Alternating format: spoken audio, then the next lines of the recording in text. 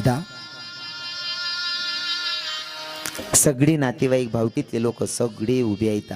पोरगी जाऊन माईच्या गड्याला मिठी मारते. माईच्या गड्याला मिठी मारते.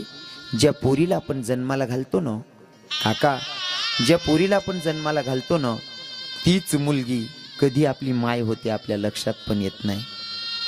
माईच्या गड्याला मिठी मारते आणि माईला समजवते, आई मी तर चालली ग बाई सासरी, पर आई ऐक ना, माझे वडील जर तुझ्यावर रागवले ना तर माझ्या बापाच्या बोलण्याक नको जाशील गे. का? कारण माझ्या बापाला बाहेरचा व्यवहारही सांभाळावा लागतो, घरातलंही टेन्शन असतं. न कळत जर का माझा बाप तुझ्यावर रागवला तर माझ्या बापाच्या बोलण्याक नको जाशील गे. ये माय. माई सांगते पोरीला, बेटा चा दिल्या घरी सुखी राहा, सासू सासऱ्यांना आई वडील समज, असं कोणतंच काम करू नको ज्याच्याकडून आमची मान खालती जाईल. असं वागून दाखव, तुझ्याबद्दल आम्हाला स्वाभिमान वाटला पाहिजे. समज, असं कोणतंच काम करू नको ज्याच्याकडून आमची मान खालती जाईल. मायला भेटलं गेलं. मंडपाच्या कोपऱ्याला बहीण उभी होती.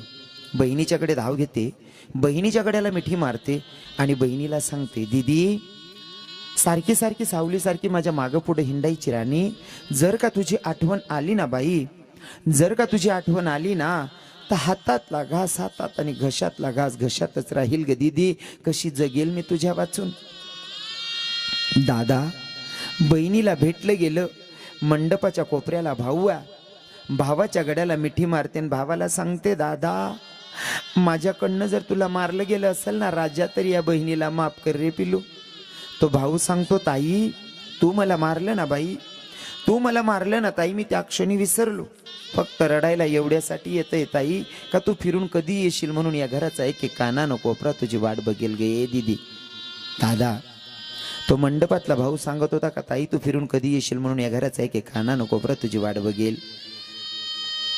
मला या अभंगातून तुम्हाला एक सांगावं वाटतंय.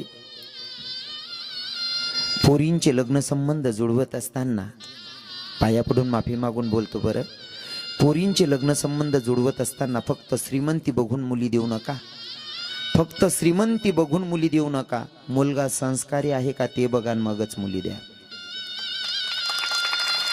कारण मी गरीबाच्या घरी पण जेवतो आणि अब्जपतीच्या घरी पण जेवतो. लखपती करोडपतींचा विषय द्या सोडून, गरीबाच्या घरी पण जेवतो आणि अब्जपतीच्या घरी पण जेवतो. पण आतापर्यंत भाकरीची साईज कुठं बदललेली नाही. गरीबाच्या घरात जेवढी भाकर बनते ना तेवढीच करोडपतीच्या अब्जपतीच्या घरात पण बनते.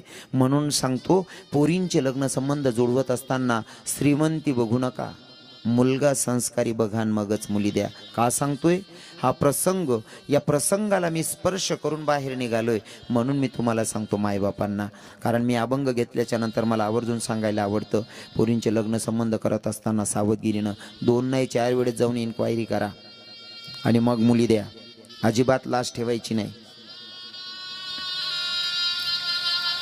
हे का सांगतो, आज जो प्रसंग मी तुम्हाला सांगणार आहे, हा प्रसंग कोण्या भावावर, कोण्या बहिणीवर, कोण्या मायवर, कोण्या बापावर येऊ नये म्हणून मी तुम्हाला सावध करतोय आजच्या कीर्तनातून. कारण माझ्या स्वतःच्या बहिणीचे लग्न संबंध माझ्या बापानं जुळवले. माझ्या बहिणीचे लग्न संबंध माझ्या बापाने जुळवले. लोक लखपती होते, करोडपती लोक होते, श्रीमंत लोक होते. जेव्हा माझ्या बहिणीला बघायला आले का ज्ञानदादा, बघितल्याच्या नंतर त्या लोकांचा चेहरा बघितल्याबरोबर मी ओळखलं, हे लोक लय 150 येतात असं. आणि एवढी तर माझी राधाराणी कृपा करते. माणसाचा चेहरा बघून आपण सांगू शकतो याची अवकात काय असेल. तेवढी ताकद माझ्या राधाराणीनं दिलेली. त्या लोकांना बघितलं. मी बापाला सांगितलं, म्हणलं मला हे लोक व्यवस्थित वाटत नाही. माझा बाप मला बोलला, म्हणे तुम्हापेक्षा जास्त पावसाळे खाल्ले इथं का. आता माझ्यासारख्या पोरानं जर विरोध करायचा म्हणला आणि तुमच्यासारखे कोणी वरिष्ठ बाबांनी जर बघितलं, काय म्हणणार, कसला कीर्तनकार आहे, बापाच्या पुढं पुढे शहाणपणा करतो. माझा नाविलाज झाला. माझ्या बापानं माझ्या बहिणीचे लग्न संबंध जुळवले. लग्नही झालं. लग्न झाल्याच्या नंतर पहिलं मूड, दुसरं मूड फिरून गेली. तिसरं मूडच्या वेळेस तिच्याकडनं, माझ्या बहिणीकडनं तिच्या घरच्या लोकांनी 10 लाख रुपयाची मागणी केली. माझी बहीण आली, पण वडिलांचा स्वभाव स्ट्रिक असल्यामुळे बोलायची हिंमत झाली नाही.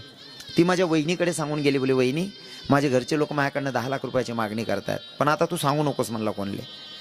माझी बहीण चालली गेली. नंतर माझ्या वहिनीनं दुसऱ्या दिवशी सांगितलं. म्हणले दादा, म्हणलं काय वहिनी, अहो आपल्या ताईकडनं तिचे घरचे लोक 10 लाख रुपयाची मागणी करतात. म्हटलं वहिनी तुम्ही मला सांगायला पाहिजे होतं. म्हणले ताई सांगत होते अजिबात कोणाला सांगू नका, आत्ताच लग्नामध्ये एवढा खर्च झाला आहे, पुन्हा रक्कम छोटी नाही ना, आपल्या गरिबांसाठी 10 लाख रुपये लय झाले, 10 लाख रुपये मागतायत म्हणल्यावर नका सांगू म्हणले, त्या लोकांच्या मनातून काही दिवसानंतर स्वार्थ निघून जाईल. माझी ताई चालली गेली.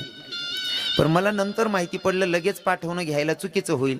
मग मी प्रसंग बघत होतो, बरोबर रक्षाबंधनचा प्रसंग बघितला आणि मी माझ्या मोठ्या दादाला सांगितलं, म्हणलं दादा तुम्ही जाण ताईला घेऊन या. माझा मोठा दादा गेला, माझ्या बहिणीला घेऊन आला. घेऊन आल्याच्या नंतर ती आली, तिला म्हणलं कागं ताई तुझे घरचे लोक तुझ्याकडनं 10 लाख रुपयाची मागणी करताय, तुम्हाला का नाही सांगितलं? ती म्हणते दादा काय रे सांगायचं, अजून पप्पांपर्यंत विषय जाईल, पुन्हा घरातलं वातावरण जाईल, जाऊ दे म्हणले, निघून जाईल त्यांच्या मनातून स्वार्थ. पण म्हणलं बाई तिसऱ्या मुलीला जर ते 10 लाख रुपयाची मागणी करतात म्हणल्यावर तू लक्षात घे लोक किती स्वार्थी असतील. तिला म्हटलं जे झालं ते जाऊ दे, पण याच्यानंतर तू आता जाऊ नकोस म्हणला. माझ्या बहिणीला मी थांबून घेतलं. पर कसं असतं ना ज्ञानदादा, कर्म घेती झोले तेथे कोणाचे ना चाले. मी सुरतला कीर्तनाला होतो, माझा दादा ड्युटीला चालला गेला, माझे वडीलही बाहेर गावी होते आणि मागे तिच्या मालकानं फोन केला, म्हणले रुपाली तू आत्ताच्या आत्ता निघून ये, माझ्या मायची तब्येत सिरियस आहे. तिनं मला फोन केला, मला म्हणते दादा, म्हणलं काय ग ताई, तुझ्या दाजींचा फोन आला, ते म्हणताय तू आत्ताच्या आत्ता निघून ये, माझ्या मायची तब्येत सिरियस आहे. मी म्हणला बाई तू जाऊ नको ग. ती म्हणते दादा मी जर नाही गेली, नको घडायला ते घडलं, माझी सासूलाच बरं वाईट काय घडलं, आणि जर जागेवर मी नसेल तर लोक तुला पण बोलू देणार नाही, कसला कीर्तनकार आहे, तुझी बहीण नव्हती रे सासू मेली तिथं, तुझ्याकडे उत्तर नसेल दादा, मला जावं लागणार आहे. माझ्या डोळ्यात अश्रू होते. मी म्हटलं बाई तुझा संसार आहे, तुला घ्यायचा तो निर्णय तू घे. माझी ताई गेली. ताई बहिणी हो, माझी ताई गेली त्या दिवशी त्या नराधमानं स्वयंपाक वगैरे करून घेतला आणि 11-11:30 वाजेच्या सुमारास विचारलं रुपाली पैसे आणलेत का. गाव पूर्ण शांत होतं. विचारलं रुपाली पैसे आणलेत का. माझ्या ताईनं सांगितलं तुम्ही एवढा घाईघाई कॉल केला, माझा लहान दादा गुजरातमध्ये कीर्तनाला होता, मोठा दादा ड्युटीला होता, वडील बाहेर गावी होते, तुम्ही तुमच्या मायची तब्येत सिरियस सांगितली म्हणून मी घाईघाई निघून आली. काही लोकांच्या मनासारखं होत नाही. स्वार्थापोटी 1-2 चापट मारली असती तर आपल्याला काही वाटलं नसतं. पर त्या नराधमानं मारायला सुरुवात केली. ताई त्या नराधमानं मारायला सुरुवात केली, बोलू नका, त्या नराधमानं मारायला सुरुवात केली. एवढं मारलं माझ्या ताईला. मारता मारता माझ्या बहिणीचे 2 हातही तोडले आणि 2 पायही तोडले. ताई 2 हातही तोडले, 2 पायही तोडले. एखादा उपवाशी पोटी भिकारी जसा भीक मागतो ना, एखादा उपवाशी पोटी भिकारी जसा भीक मागतो ना ताई, 2 दिवसापासून पोटाला अन्न नाही, कोणाकडे शिडी भाकर असन तर द्या ना. तो उपवाशी पोटी भिकारी जसा भीक मागतो तशी माझी ताई त्या नराधमाकडनं आयुष्याची भीक मागत होती. धनी 10 नाही 20 लाख रुपये द्यायला सांगते, पण मला मारू नका हो, मी तुमच्या पाया पडते ना. तरी हा नराधम मारतच होता. माझ्या ताईनं आवाज द्यायला सुरुवात केली, कोणाला तरी माझा आवाज ऐकायला येईल आणि मला वाचवतील.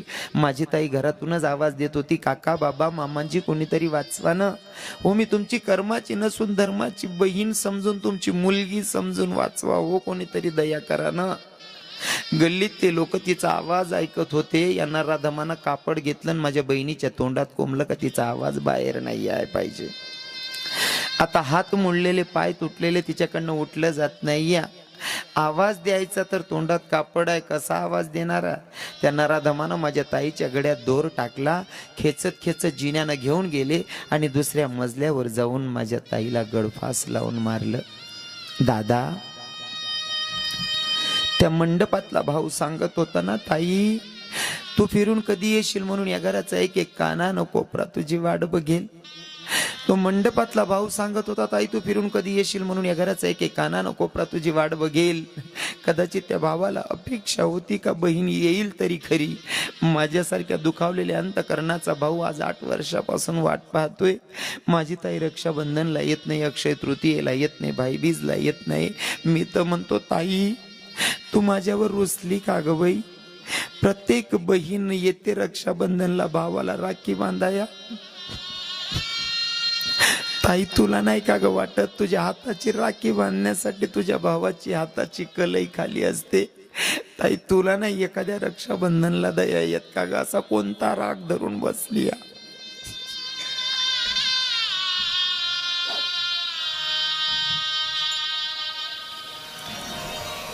दादा ज्याचं जडतं ना, ज्याचं जडतं ना हे त्यालाच कळतं हो, इतरांना नाही ते कळायचं.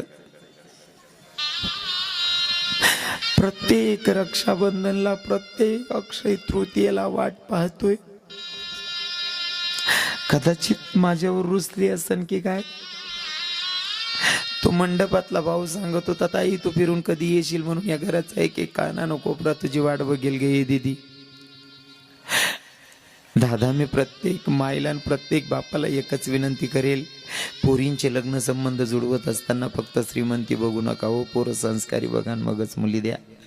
आज रविकिरण महाराज 2 तास तुम्हाला हसवणारा मुलगा, जेव्हा पण बहिणीची आठवण येते ना 2-2 तास रडत बसतो.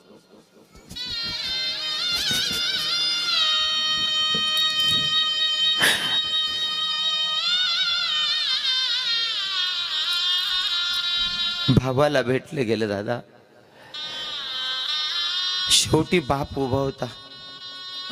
बापाच्या प्रेमाची लांबी ही मोजता येत नाही आणि रुंदी ही मोजता येत नाही.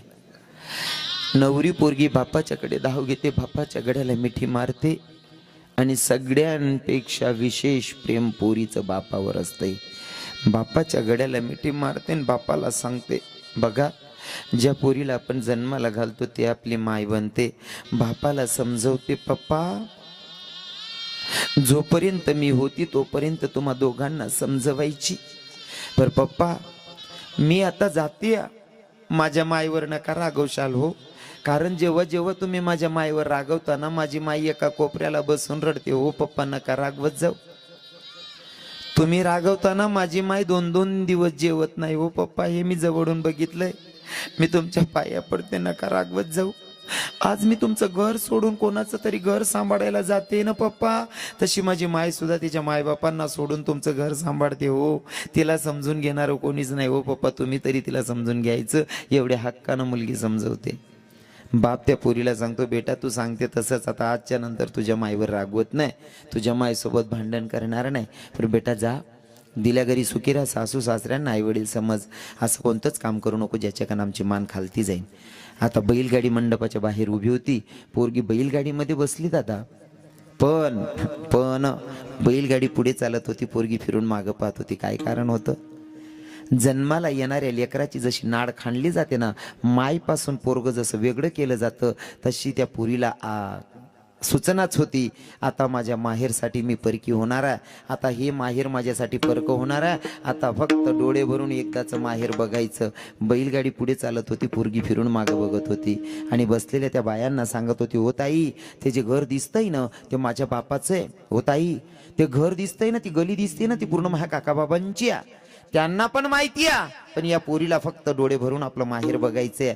बैलगाडी गावाच्या बाहेर निघाली, एक गुर्राकी गुरं चारत होता, त्या गुर्राक्याकडे पोरीनं बघितलं आणि सांगितलं, ताई तो गुर्राकी गुरं चारतोय ना, तो माझ्या बापाच्या गावाचा आहे, माझ्या माहेरचा. आईनं अरण्यात बैलगाडी गेली, आता फक्त मेंढपाळ मेंढ्या चारत होता. त्या मेंढ्या चारणाऱ्या मेंढपाळकडे बघून पोरगीच्या डोळ्यात अश्रू यान सांगत होती, आत्या तो मेंढपाळ दिसतोय ना, तो माझ्या माहेरचा आहे, माझ्या बापाच्या गावाचा. डोळे भरेस तोवर माहेर बघायचे.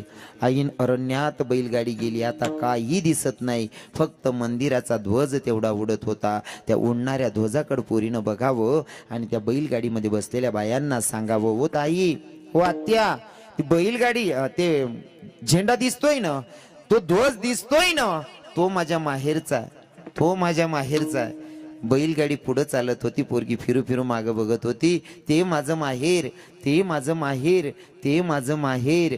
तो प्रसंग माझ्या तुकोबरायांनी बघावा आणि अभंगाच्या प्रथम चरणात कन्या सासुर्या